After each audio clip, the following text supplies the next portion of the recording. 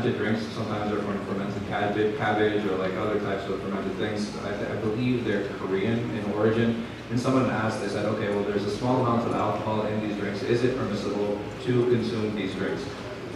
The question in the khilaf basically revolves around this issue of how do we understand alcoholic drinks. When Allah subhanahu wa ta'ala talks about khamr, when the Prophet Muhammad sallallahu alaihi wasallam mentioned khamr, what is it that is actually impermissible? So they used to make a drink during the time of the Prophet sallallahu alaihi wasallam. Is they would actually take dates, they would soak them in water, and then they would cover like a barrel, or they would seal the mouth of it, and they would have a drink that came out of this. They would drink that for like 2 to 3 days, and then after the third day, they wouldn't drink it anymore. They're saying that, no, we can't drink it. You guys know why? What happened? Huh? You saw it in the movie, right? So basically what happened is that it became alcoholic, right? It became alcoholic, and alcoholic, not in the sense that there was alcohol in it. If you have anything that has sugar, So for example, I'm sure some of us have drank, when orange juice goes bad, we don't drink it. Why does it go bad? Like what happens? It's the fermentation that happens in there. Basically, if you have yeast or whatever other product, there's a breakdown that happens in these sealed containers that produces some alcohol. So what does khamr mean? For some scholars, it means mutlaq al-alcohol. Any type of alcohol, if there's a percentage in there, they'll say this is something that is impermissible. For others, it means intoxicant, meaning that the drink has to be intoxicating in order for it to be considered impermissible. Other products that is very common that you will find small traces of alcohol, soy sauce, for example. Why? Again, anything that has any type of sugar in a sealed container, it will ferment. There will be a small trace amount of alcohol in that container. So the question then comes, okay, what tolerance do we have in Islam for these small amounts, these trace amounts of alcohol, as long as it does not intoxicate you? Meaning, how much soy sauce would I need to drink before I became drunk? Right? This is the question. And I would have to drink so much that I would die before I actually became drunk. So at this point, this would not take the ruling of khamr. This would not take the ruling of alcohol. And it's the same thing with kombucha. The amount of kombucha, or the amount of, whatever the other drink is called, chipoya or something, whatever I have to drink, if I have to drink it to a point where I would die, it is not considered khamr. It would not be considered an intoxicant, and therefore it would be permissible to consume. And like I said, these are the two viewpoints where you have some scholars who say any type of alcohol, if it is present, it makes that product impermissible. Other scholars say as long as it doesn't intoxicate, it would be considered permissible. Another example of this is vanilla ice cream. Vanilla ice cream has vanilla in it.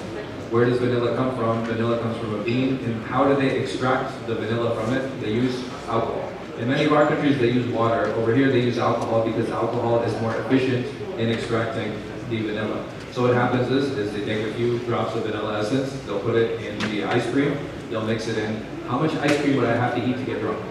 Right? Again, I would probably die before I reach the point of intoxication.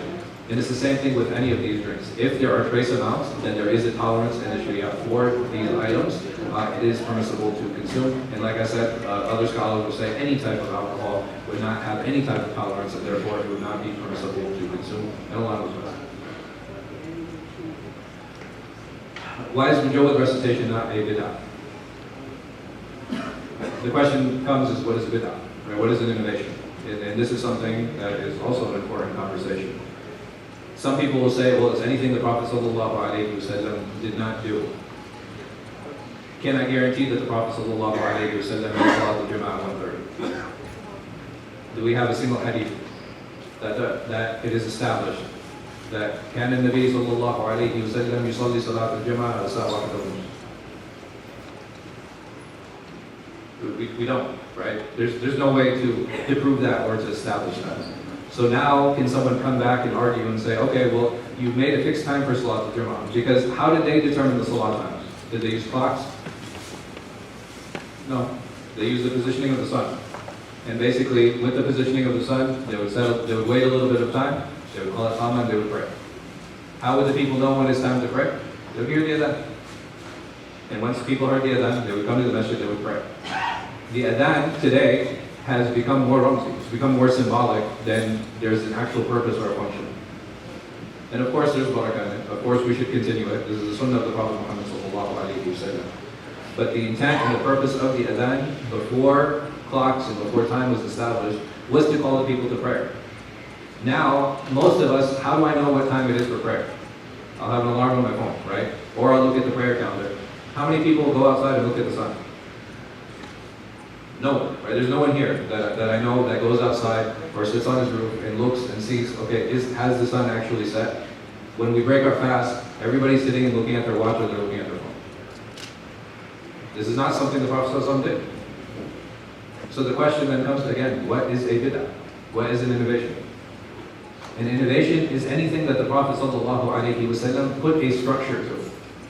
If he put a fixed structure to something, if I go outside of that, then it is a bid'ah. For example, today we pray Salat al-Jum'ah, we pray how many rak'ah is Salat al-Jum'ah? There's 2. I was like, you know what, ya Ikhwan? Today we love Allah subhanahu wa ta'ala. It is a blessed day, right? The Hajjaj, they're finishing up the Rami, they're in Mina. We're going to make 4 rak'ah today. Is that okay? You don't think so? It's like, oh, that's too long, shit. Like, please, just keep it to no, we can't. Why? Because the Prophet ﷺ, he put a specific structure to this. And he said that Salat al-Jum'ah is 2 rak'ah. Can I give 3 khutbah? No. The Prophet ﷺ set a specific structure of 2 khutbahs. Ya Ikhwan, there's more of a need this year for the poor because of the COVID response. A lot of people need money. We're going to increase the cap to 3%. I'm obligating 3% on everyone else. You Jews? No, this is a bid'ah. We're not as pious as they were during the time of the Prophet Muhammad ﷺ. So this year we're not just going to fast Ramadan, we're going to fast Ramadan and Shawwal. You Jews? This is bid'ah.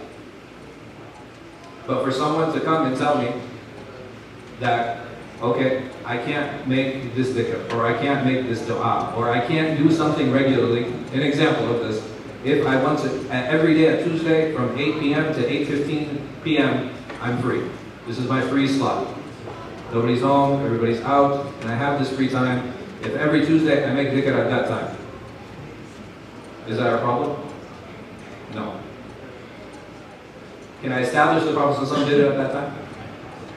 No. So how is it jais? Because the Prophet ﷺ, he didn't put a structure and he didn't put a number behind dhikr, and he didn't put a structure and he didn't put a number behind dua. Those things that he fixed, they have to stay fixed. And those things he left open-ended, we leave them open-ended. And even if I do it regularly, Islam came to complete. It came to organize our lives. It didn't come fully. It didn't come just to bring randomness. There has to be structure. Even immediately after the Prophet ﷺ passed away, what was one of the first things they did? They compiled the Quran. The Prophet ﷺ, he didn't say put it into a book form. Actually, if you look at our entire tradition, the only thing the Prophet ﷺ, Allah subhanahu wa ta'ala, the Prophet ﷺ actually encouraged us to write was what? The duyun. Right? The longest ayah in the Quran, ayat al-din. Faktubu, write it down. But you don't have a specific, clear order in writing the Quran, nor in writing the Sunnah of the Prophet ﷺ. So if you want to talk about, okay, this is something the Prophet ﷺ didn't do. How is that okay? Because they came to bring Islam, again, it came to bring order, it came to bring structure, it came to bring lead to our lives. It didn't come to bring anonymity, it didn't bring things, it didn't come to bring chaos. There has to be order. Even the salawat, and we want times, right? We want structure in our lives. And even when it came to the reading of the Quran, once it was compiled, the companions, they said we're going to finish every week, and they divided the Quran into 7 parts. Today, we've divided the Quran into 30. Why? So that we finish every month. During the time of the Prophet ﷺ, there were no divisions like this.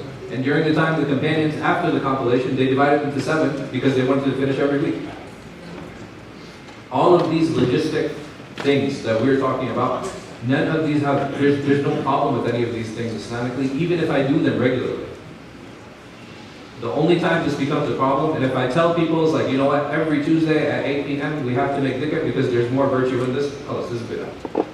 Because Allah subhanahu wa ta'ala didn't put a virtue in that time, and He sallallahu alaihi wasallam didn't put a virtue in that time. I've added something now. But if I'm using these times, every other day, I'm setting aside a time. If every other day I want to fast, or if I want to fast Monday, Tuesday, and Wednesday because it's convenient for me, that's how my work schedule is. And there's no problem with any of these things. But the moment we start putting limitations on people saying, oh, well, the Prophet didn't do this, there are many things he didn't do. Sallallahu Alaihi Wasallam. The question isn't whether he did it or he didn't do it. The question is this an innovation or not? And how do I define what a bid'ah, what an innovation is? And it's very unfortunate that some people will use this as a blanket statement. Anything that someone does, the easy way to refute it is say, oh, that's an innovation. How is that an innovation? Prove to me. I can sit down, I'm willing to have a conversation. But at the end of the day, if it's something that is structured, and I add or subtract from it, this is a bid'ah.